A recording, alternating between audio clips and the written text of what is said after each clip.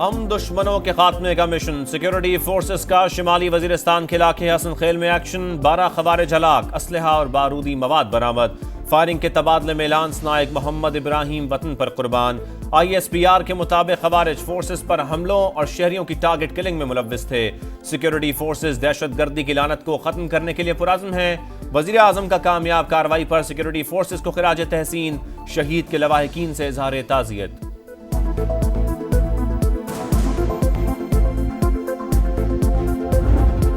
بے مثال دوستی مضبوط سے مضبوط تر، چین نے پاکستان کی ترقی اور استحکام کے لیے حمایت جاری رکھنے کا اعلان کر دیا۔ سی پیک کو جدید اقتصادی راہداری بنانے اور دفاعی اور سیکیورٹی تعاون بڑھانے پر اتفاق۔ پاکستان کا ون چائنا پالیسی پر پختہ عزم کا اعادہ، دونوں ممالک کا دہشت گردی کے خلاف زیرو ٹالرنس کا عزم، افغانستان میں دہشت گردوں کے خلاف مؤثر کارروائی کا مطالبہ، مسئلہ کشمیر کا اقوام متحدہ کی قراردادوں کے مطابق حل پر زور، بیجنگ میں پاکستان اور چینی قیادت کی ملاقاتوں کا مشترکہ اعلامیہ جاری، فلسطینیوں کے حق خود ارادیت کی مکمل حمایت کا عزم، آصف علی زرداری کی چین کے وزیر اعظم لی چیانگ سے بھی ملاقات، قابل تجدید توانائی، انفراسٹرکچر اور زرعی شعبوں میں تعاون پر بات چیت، مختلف شعبوں میں تعاون کی مفاہمتی یادداشتوں پر دستخط۔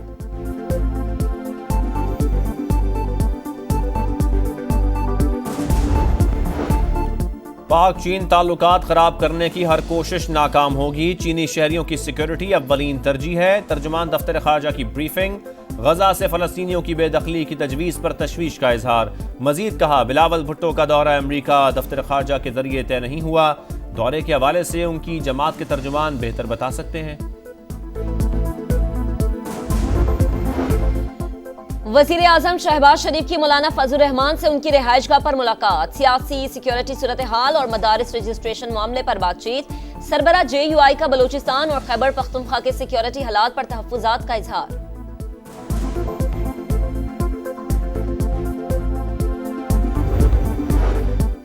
بانی PTI بدترین حکمرانی کے بعد عدم اعتماد کے ذریعے فارغ ہوئے، ماضی میں کسی نے بھی اقتدار سے ہٹانے پر دفاعی تنصیبات کو نشانہ نہیں بنایا، انہوں نے بغاوت کر دی، نومی برپا کر دیا، وطن کی اساس کو للکارا، خواجہ آصف کی تنقید، کہا ملک دیوالیہ کرنے کی کوشش کے بعد مصالحت کی امید احمقوں کی جنت میں رہنے جیسا ہے۔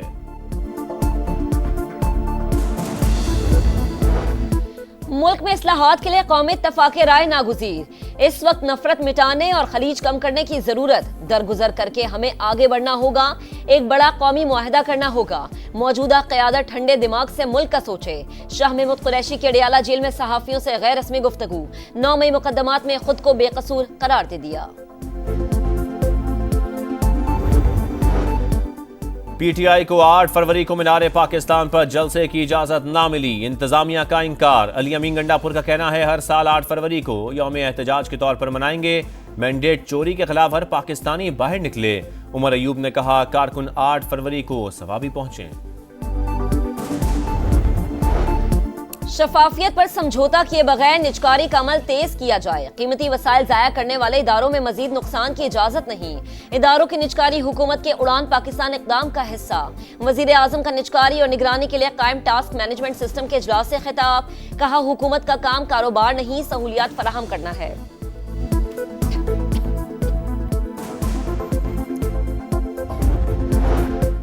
پراپرٹی اور تعمیراتی شعبے کو ریلیف دینے کی تیاریاں، نان فائلرز 1 کروڑ روپے مالیت تک کی جائیداد خرید سکیں گے، مختلف کیٹیگریز میں ٹیکس 4 سے کم کر کے 1.5 سے 2% کرنے کی تجویز، پراپرٹی خریداری پر ٹیکس 3% سے کم کر کے 0.5% کرنے کی سفارش، ٹاسک فورس اور وزارت ہاؤسنگ نے تجاویز FBR کو فراہم کر دیں، سمندر پار پاکستانیوں کے لیے پراپرٹی کی خریداری میں آسانیاں پیدا کی جائیں گی۔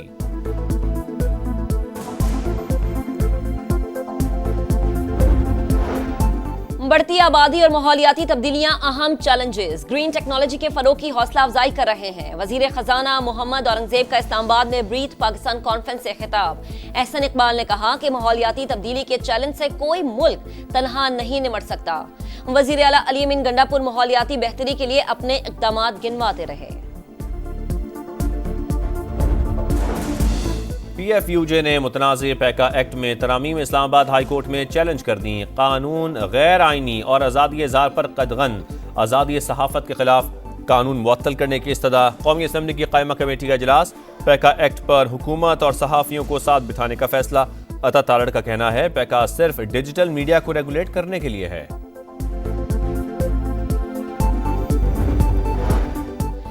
مریم نواز کا دیگر صوبوں کے طلبہ کے لیے ہونہار اسکالرشپ اسکیم کا اعلان۔ پنجاب میں طلبہ کے لیے لیپ ٹاپس کی تعداد بڑھا کر 1,10,000 کر دی گئی۔ وزیر اعلیٰ پنجاب نے کہا کہ ہونہار اسکالرشپ ہر بچے کا حق اور حکومت کی ذمہ داری ہے۔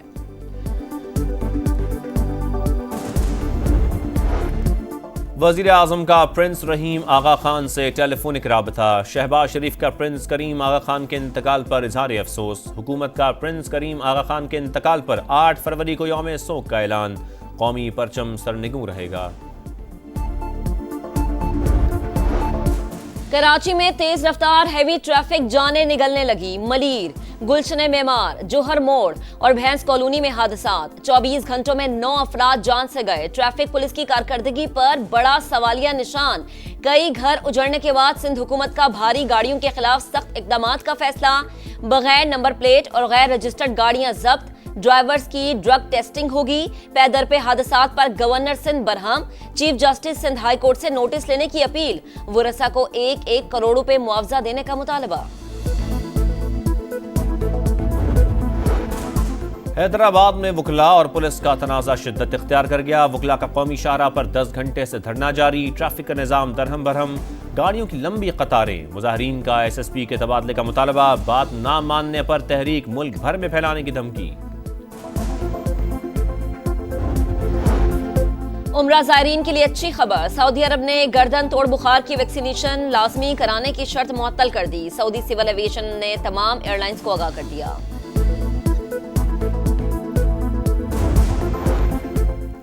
عالمی رد عمل نظر انداز، ڈونلڈ ٹرمپ کا غزہ پر قبضے کا ایک اور بیان، کہا جنگ کے خاتمے پر اسرائیل غزہ کو امریکہ کے حوالے کر دے گا، فلسطینی علاقے کو مزید محفوظ جگہ بنائیں گے، امریکہ دنیا کی بہترین ترقیاتی ٹیموں کے ساتھ مل کر تعمیر نو کرے گا۔ ٹرمپ کا عالمی فوجداری عدالت پر پابندیاں لگانے کا فیصلہ، امریکی صدر کا سالانہ ناشتے کی تقریب سے پہلا خطاب، امریکہ کو مزید طاقتور بنانے، آزادی اظہار کا تحفظ یقینی بنانے کا عزم، تقریب میں بلاول بھٹو کی بھی شرکت۔